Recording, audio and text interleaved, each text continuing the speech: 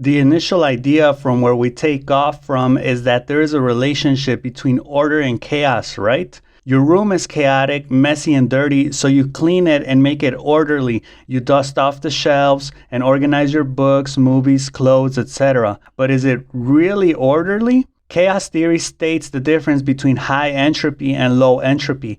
You can think of your messy room as high entropy and your orderly room as low entropy. But where does chaos come into all of this? Chaos is not only the potential to change, but it is change in itself. So think of it like this. Even though your room is apparently orderly, everything is not only a centimeter from imbalance, but also not quite static. Everything is quietly moving where it stands. Order does not exist because everything is constantly moving, even if it is moving only a little. Everything is in constant disorder.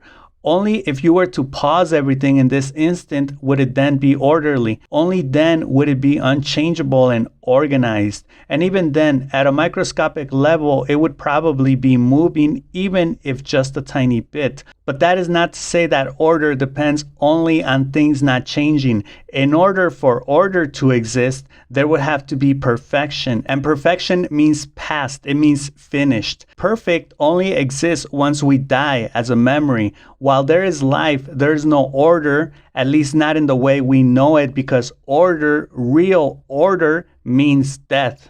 Atoms, for example, are always vibrating and moving. That is, they are always disorganized. They are always potential to move into new directions. And not only that, they are actually moving into new directions. Order is just an illusion. It is something we tell ourselves so that we can relax, like when we are at the beach or at home resting, about to fall asleep, or lying on the grass in a quiet garden. Order is what we tell ourselves after we have made a plan we like, or after we clean our room, or after we understand something. But that order we feel is more relative than absolute, because if we were to look at those instances closer, we would still be able to see, detect, and pinpoint a lot of disorganization. It may have something to do with the limited cognitive reach humans have and the inability to see more than meets the eye, so to say. There can be a case made for low chaos, or relatively speaking, stability. If we go back to the example of the messy room, complexity kicks in when you are in the process of organizing your room. It is simple when it is messy or orderly, but it is complex while you are picking up your clothes, dusting and sweeping, mopping and putting things back in their place. This, we can say, is when chaos is at its peak because it is raw potential. The shirt can go in the closet or in the laundry basket, or it can be folded. The options are there in real time and they are limitless. But order as such is false. It does not exist. There are instances when entropy is low, and this is when things are perceived as orderly, but they really aren't. When people are living their life in order, that pseudo-order is at the hands of chaos every step of the way. You do not know what can and will happen anywhere around you. In fact, you don't know what you will think about next. You don't know what you will think about what you will think about. How will you evaluate this idea? Why are you evaluating this idea like this and not like that? Even your thought process is all of the time unpredictable. Your emotions as well.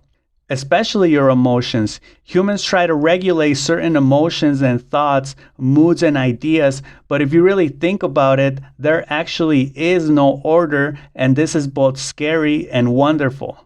It is not that order doesn't exist, and it is also not that order has to be unchangeable. The thing to take away from all of this is Sartre's philosophy of every next moment has raw potential. That is, you can choose to do whatever you want because in reality, there is no order. Don't forget to subscribe, share your thoughts in the comments, and explore more on Abstracto. If you stayed until the end of the video, thank you. Next video will be about Taylor Swift, Boyfriends.